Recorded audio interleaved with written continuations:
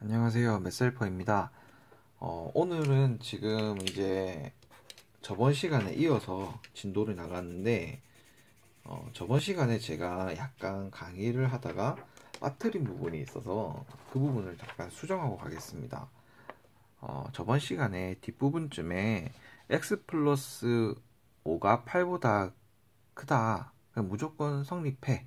그럼 이게 맞니 안 맞니? 라고 물어보는 그 과정이 있었어요. 그죠? 그래서 이거를 거짓이라고 하고 발레라고 했었는데 1, 2, 3이 들었었는데 이 발레가 성립하려고 하면 여기다가 이거 짝대기 등호를 하나 만들어 주시면 딱 맞아 떨어질 것 같아요. 짝대기를 그어 주시거나 아니면 x는 뭐 4일 경우도 넣어 주셔도 되는데 일단 이렇게 하는 게 깔끔하게 끝날 겁니다. 고칠 것도 없고요. 이렇게 해서 이제 다음 진도를 나가 보도록 하겠습니다.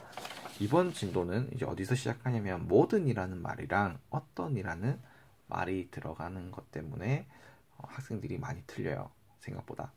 그래서 제가 이제 이것에 대해서 팁을 드리자고 하면 여러분들이 풀 때 모든 x라고 나올 때가 있고 어떤 x가 나올 때가 있어요. 그러면 모든이라는 말은 정말 모든 x에 대해서 성립인 거야. 모든 x에 대해서 성립인 거야. 그런데 어떤이라고 하는 거는 딱 한 개라도 되면 오케이. 만약에 안 되는 애가 있다 하더라도 한 개만 성립되더라도 오케이라는 거예요. 그래서 이걸 만약에 구분한다라고 하면 어떻게 구분하는 게 좋냐면 얘는 한 개라도 예외 있으면 안 돼. 라도 예외 있으면 안 됩니다. 그런데 얘는 한 개라도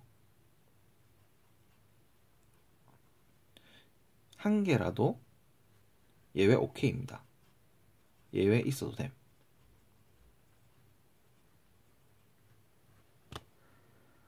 이런 차이겠죠. 얘는 좀 널널한 애야. 얘는 엄격한 애야. 그렇게 보시면 될 것 같아요. 무슨 말인지 아시겠죠? 그러니까 이거 둘 간의 관계가 지금 어떤 관계예요? 반대되는 상황이죠. 반대되는 상황. 그래서 제가 이제 이런 거를 한번 보여드리도록 하겠습니다. 이제 여러분들이 이거는 잘 외우셔야 되고 잘 따라오셔야 돼요.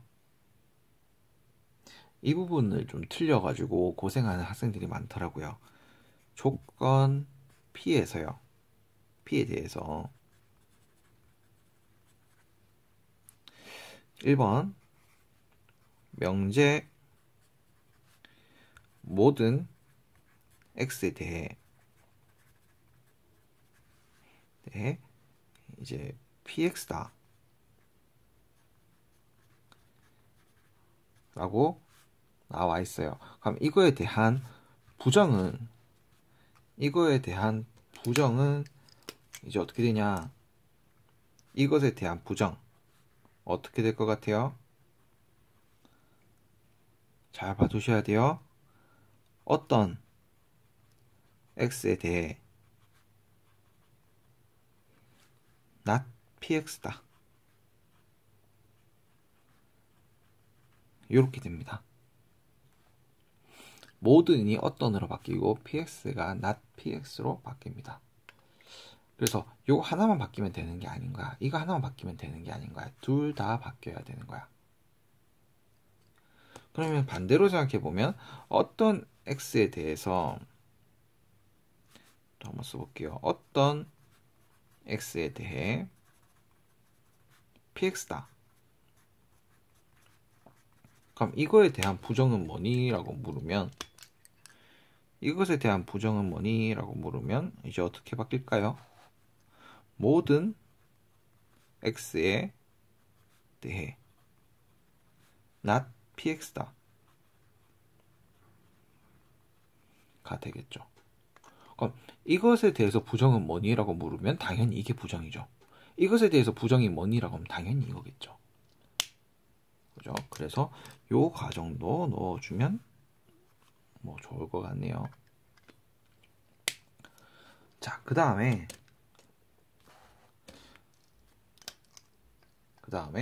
이제 봐야 될 게 명제의 역이대우예요. 역이대우. 역이가 아니고 미안해요. 역대우예요. 왜냐면 제가 학교 다닐 때는 이라고 하는 것도 배웠어요. 요런 거 이라고 하는 거. 역이라고 하는 것도 배웠기 때문에 입에 달라붙었습니다. 역대우인데 뭐가 역이고 뭐가 대우인지 한번 보도록 할게요. 일단 역은요. P에서 Q다 이렇게 있었다라고 하면 역은 뭐가 역이냐면 역은 Q가 P다라고 바뀌는 거예요.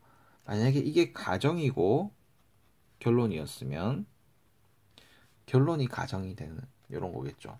그럼 대우는 뭐니라고 물으면 P가 Q로 가는 명제가 있었다라고 하면 대우는 뭐냐면 not Q가 not P다라고 되는 과정입니다.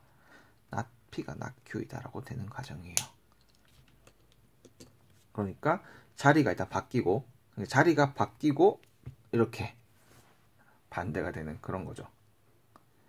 그래서 이거를 그림으로 그려보면 표로 그려보면 이렇게 됩니다. P에서 Q로 가는 게 있고 얘들가 총 4개의 그림을 그릴 수가 있거든요. Q에서 P로 가는 게 있을 수가 있고요. 그 다음에 not P가 not Q가 되는 과정이 있고 그 다음에 not Q가 not P가 되는 과정이 있습니다. 그러면 여기서 이 과정은요. 서로 자리가 바뀐 거기 때문에 이건 역이에요. 이것도 자리가 바뀐 거기 때문에 역입니다. 그죠? 자리가 바뀌었죠. 그런데 이제 이 과정은 지금 자리도 바뀌고 어떻게 됐습니까? 부정도 바뀌었죠. 그죠? 이 과정도 마찬가지죠. 그래서 이거를 우리가 대우라고 합니다. 이 중에서 정말 중요한 건 뭐냐면 사실 대우예요. 대우가 왜 중요하냐면 제가 조금 이따가 보여드리긴 할 건데 이게 명제가 참인지 거짓인지 구별하는 가장 좋은 방법 중에 하나예요. 물론 이걸로 다 풀린다라고 얘기는 못하는데 아주 좋은 방법입니다. 제가 조금 이따가 보여드리도록 하겠습니다.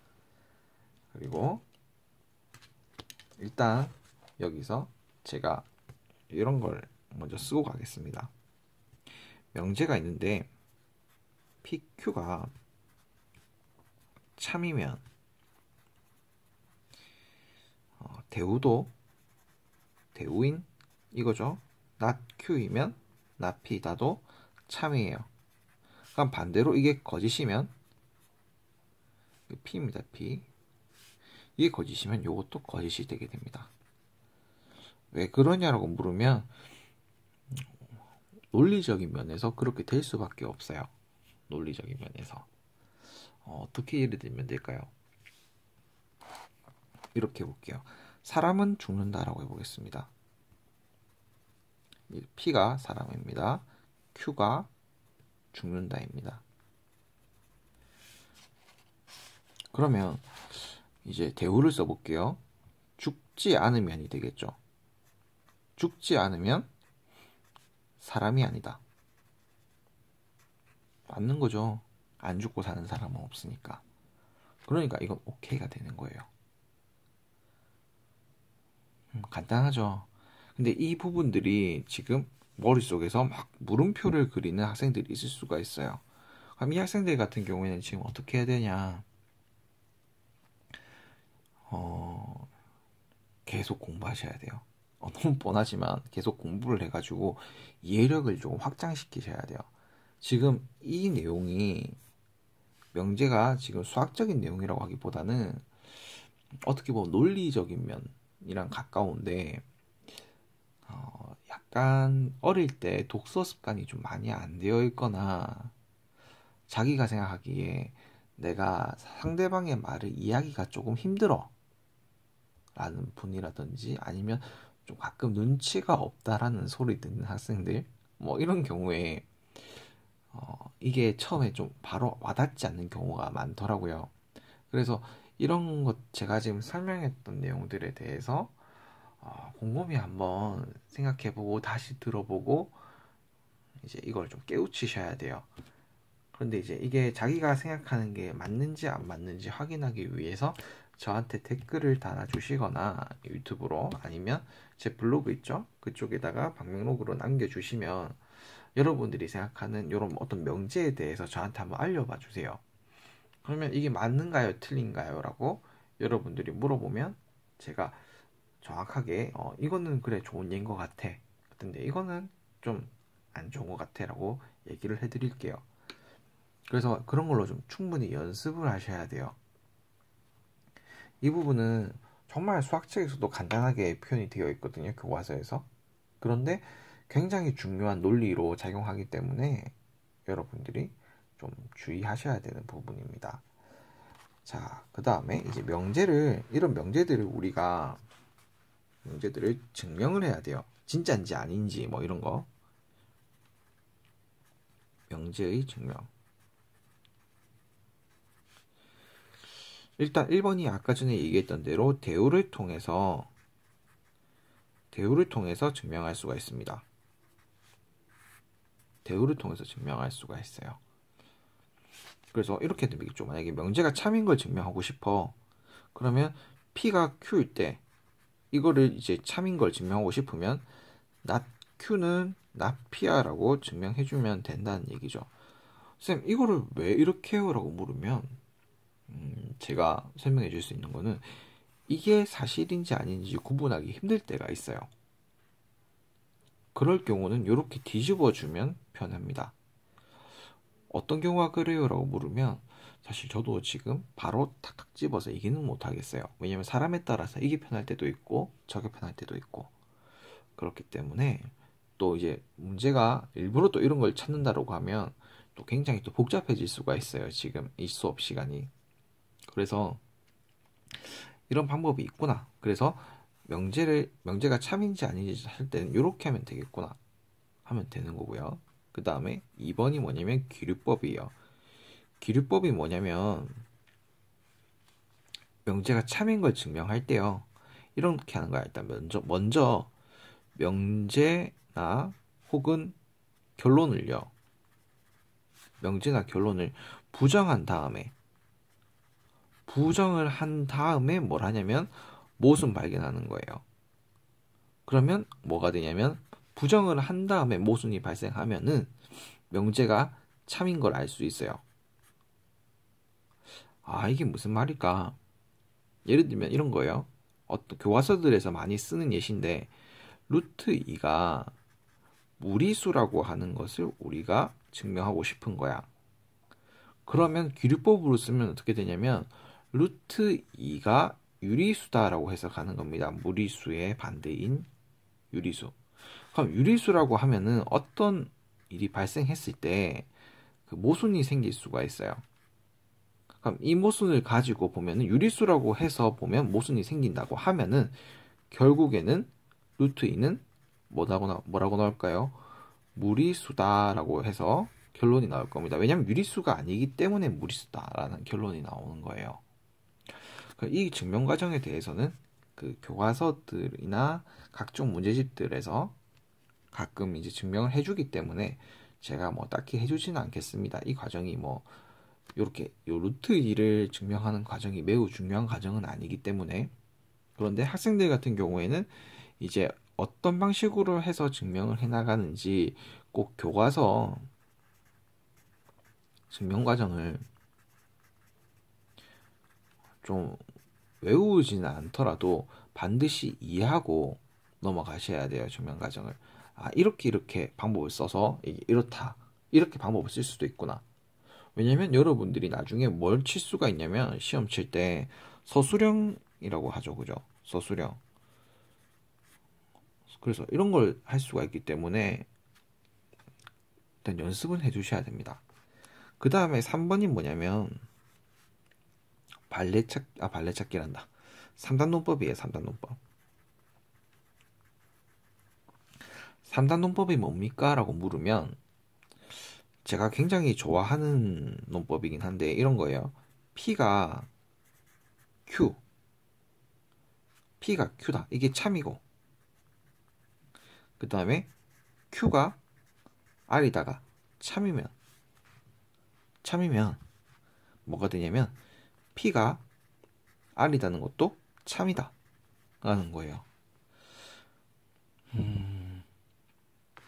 이게 처음엔 좀 어렵게 받아들여질 수가 있어요. 제가 많이 가르치다 보니까 이 3단 논법에 대해서도 마찬가지로 이미 상위권에 있는 학생들 같은 경우에는 너무나 당연한 생각 과정이에요.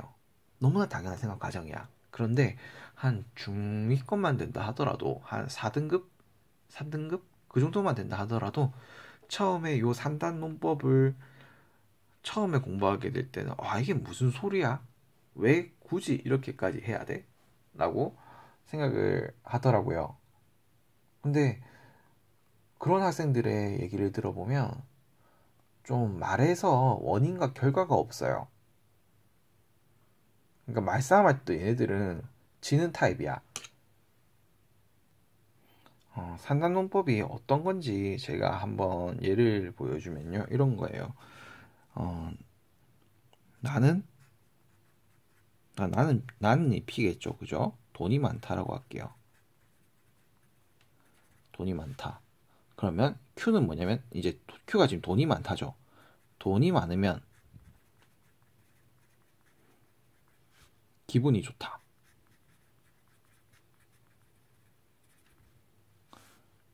자, 그러면 R이 뭐냐면 기분이 좋다죠. 그러면 나는 기분이 좋다. 이렇게 성립이 된다라는 거예요. 3단 논법은. 나는 돈이 많다. 돈이 많으면 기분이 좋다. 나는 기분이 좋다. 이렇게가 되는 거예요. 그럼 봐봐요. 우리가 명제라고 하는 게 진짜 이게 참인지 거짓인지 판단을 하기 위해서 어떤 방법이 있다라고 했냐면 대우를 이용하는 방법도 있었잖아요. 그래서 뭐 그런 것들을 이제 이용해서 여러분들이 문제를 풀어주면 되는데 이 문제 푸는 방법에 대해서는 제가 지금 조금 있다가 예시를 들어드리도록 할게요. 한번 예시를 제가 문제를 통해서 풀어드리도록 하겠습니다. 하여튼 명제를 증명하는 과정은 지금 현재 이렇게 3개가 있고 꼭 이렇게만 통해서 해야 됩니까? 라고 물으면 증명 과정은 이제 그렇게 해야 되는 게 맞는데 발레찾기도 사실은 좋은 방법 중에 하나예요. 발레찾기 뭐 대입을 통해서 넣어도 되고요. 굳이 이제 꼭 이렇게 하면 생각보다 시간이 걸릴 것 같은 느낌을 받을 수가 있어요. 그런데 이제 발레를 찾는 것도 사실은 좋은 방법 중에 하나입니다. 하나씩 대입해 보는 거죠. 근데 이 과정은 사실 엄청난 예의를 찾아야 되는 거기 때문에 이 과정들을 썼을 때는 증명 과정을 통해서 어떻게 보면 이제 OK가 될 수가 있는데 이 과정은 발레 찾기에만 이제 집중을 하다 보면은 정말 찾기가 힘들 수가 있어요. 어떨 때. 그래서 이런 내용들을 전부 다 골고루 연습하고 익히셔야 돼요. 특히 기류법이 좀 많이 어려울 거예요. 학생들이 공부할 때. 그런데 이제 실제로 문제 풀 때 객관식을 볼 때는 기류법을 통해서 풀어라 라고는 안 나오고 기류법이 풀어가는 과정이 나오는데 그 과정 속에서 논리를 이해하려고 노력하시면 됩니다. 제가 3단 논법에 대해서 문제를 한번 보여드리도록 하겠습니다. 3단 논법. 3단 논법이 나오면 문제풀이 팁입니다. 3단 논법. 3단 논법 문제풀이 팁.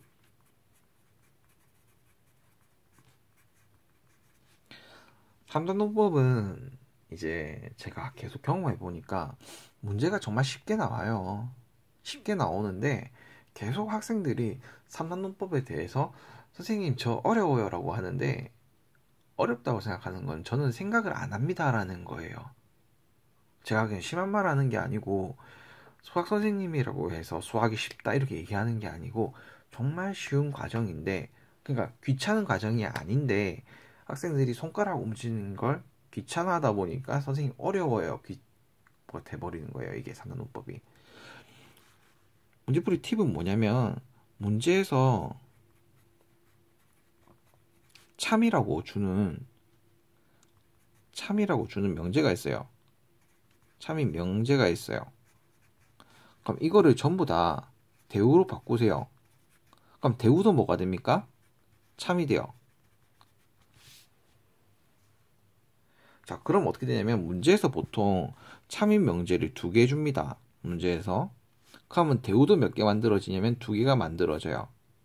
그러면 이제 우리가 문제를 풀 때 몇 개의 선택지가 있냐면 5개의 선택지가 있단 말이죠. 객관식을 풀 때 5개의 선택지가 있는데 지금 벌써 몇 개 나왔습니까? 4개 나왔죠.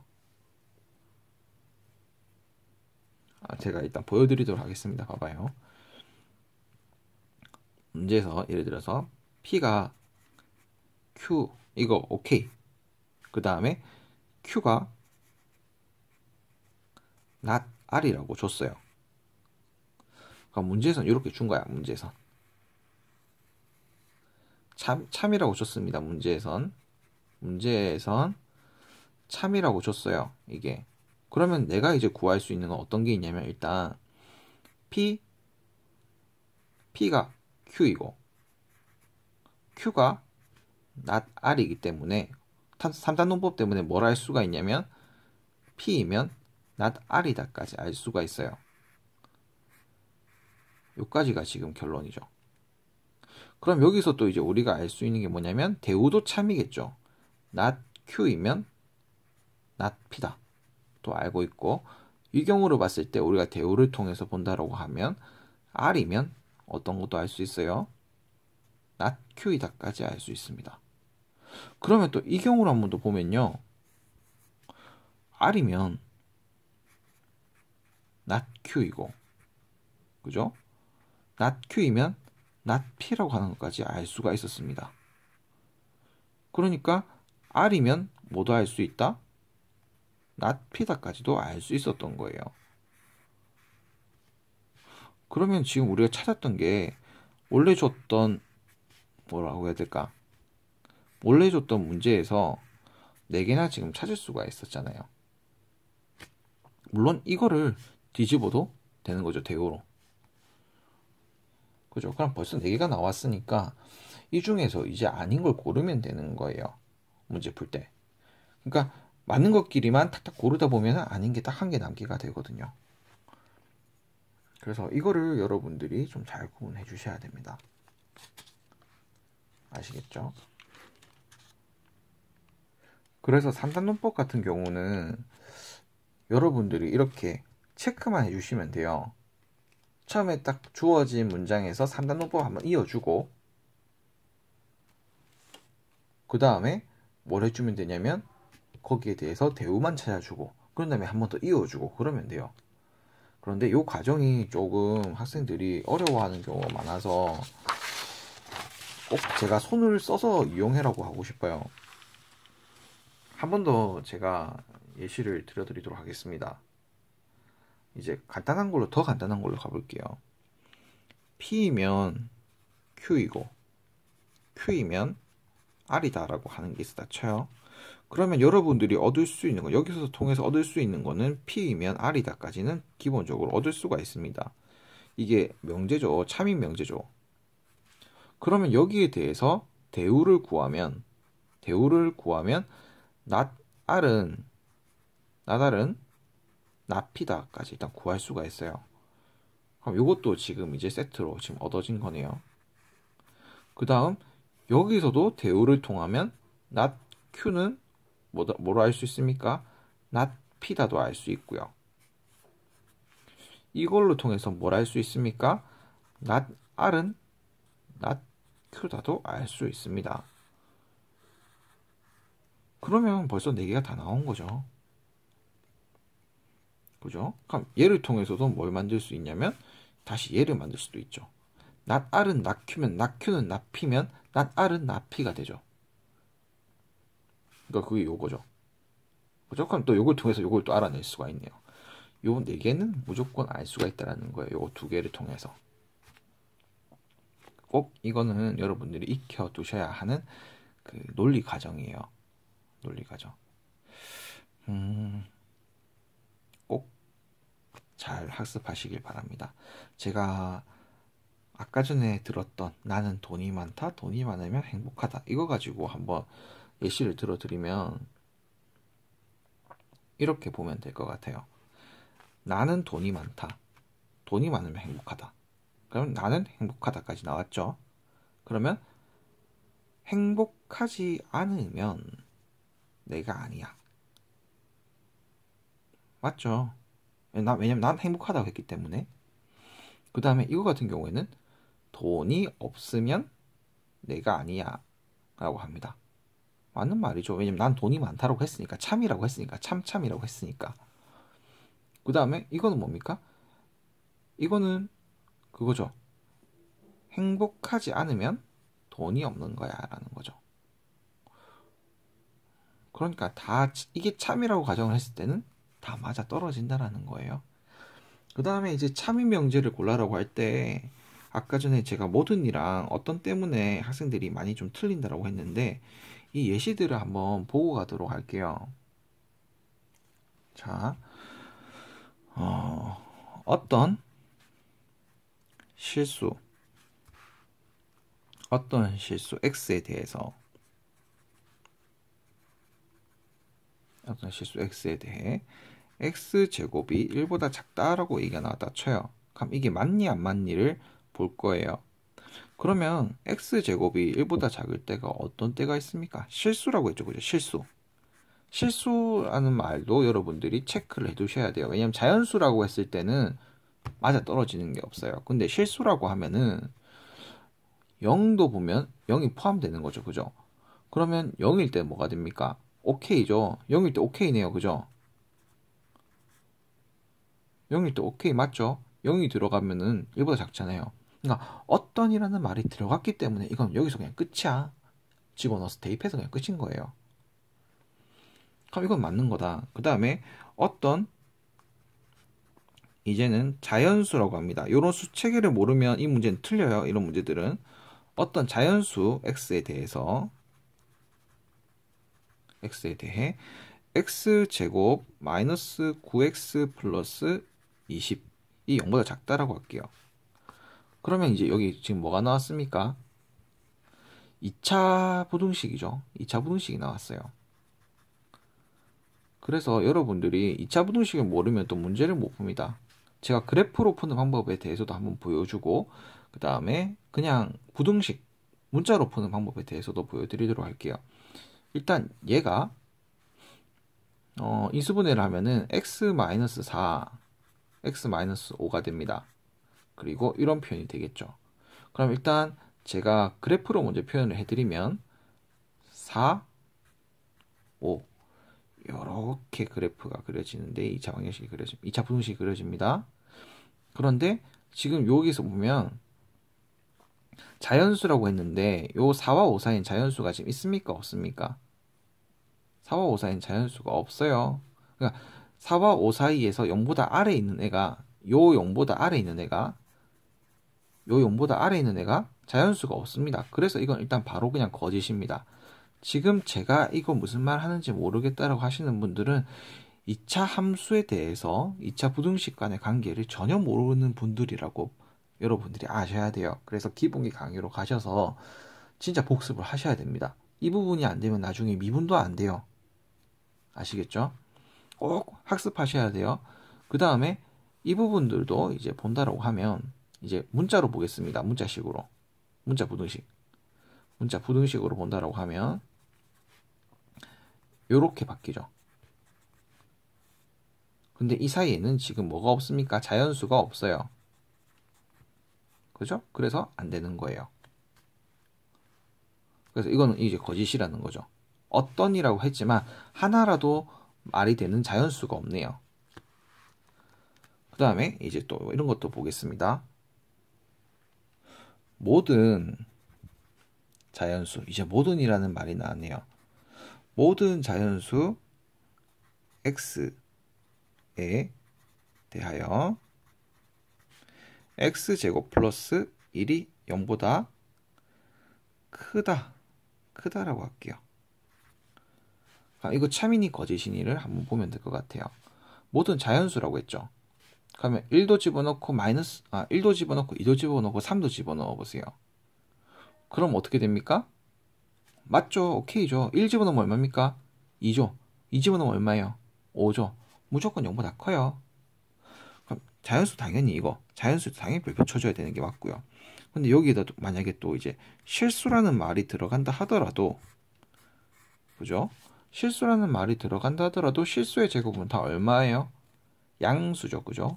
근데 일단 1이 있기 때문에 무조건 이거는 오케이가 되는 상황이에요. 만약에 제가 지금 얘기했을 때 실수와 자연수가 구분이 안 간다라고 하시는 분들은 수의 체계를 반드시 꼭 공부하셔야 됩니다. 자, 그러면 여기서 지금 이제 명제에 대해서 두 번째 강의를 마치도록 하고, 다음 시간에 이제 마지막으로 필요 조건과 충분 조건, 그 다음에 절대 부등식에 대해서 배워보도록 하겠습니다.